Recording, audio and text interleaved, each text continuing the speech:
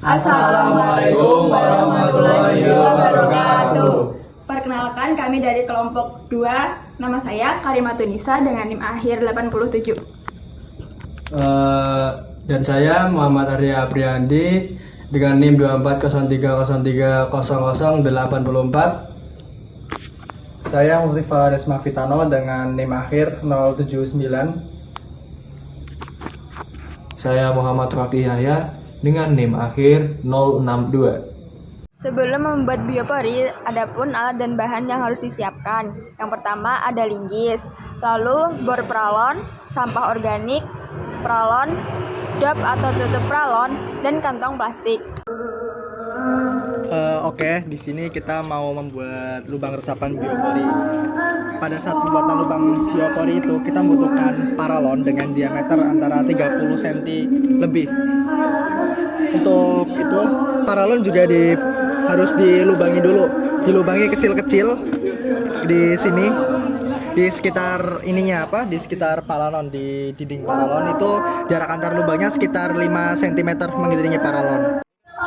Selanjutnya, langkah yang kedua adalah melubangi pipa dengan bor dengan jarak sekitar 5 cm.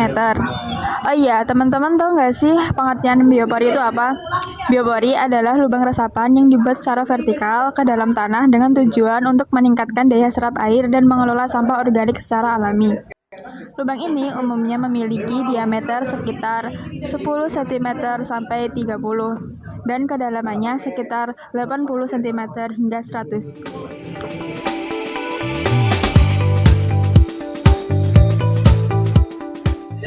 Selanjutnya, langkah yang kedua melubangi tutup pralon kecil-kecil dengan bor.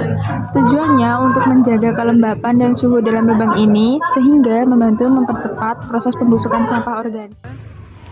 Dan ini adalah hasil yang sudah kita buat tadi, melubangi pakai bor. Ini ada paralon yang kita lubangin sama tutupnya.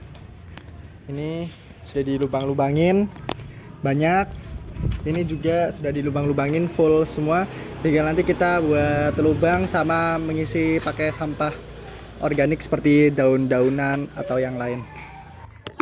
Lalu melubangi tanah dengan ketinggian kurang lebih 1 meter. Manfaat biopori sendiri yaitu mengurangi genangan air hujan meresap ke dalam air sehingga mengurangi resiko genangan dan banjir, terutama di daerah perkotaan yang banyak permukaan keras seperti aspal dan beton. Mengurangi sampah organik, yaitu dengan cara melubangi biopori bisa diisi dengan sampah seperti sisa makanan dan daun kering. Sampah ini akan terurai menjadi kompos secara alami oleh aktivitas mikroorganisme dan hewan tanah seperti cacing.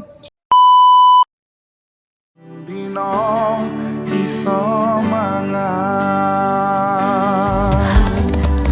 saiki aku wis gedhe, iso golek duit dhewe senajan biyen mung iso.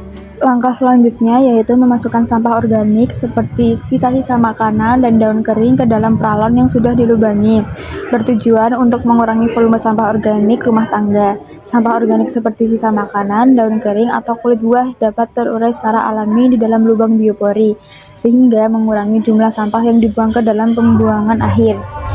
Aku iki anak lanang, kerjaku mung turut dalan, muga iso mulyake derajate keluarga.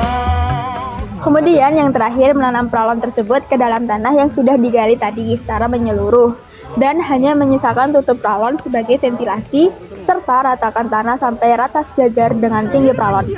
Adapun perawatan dan pemanfaatan biopori. 1. Isi ulang sampah organik setiap minggu.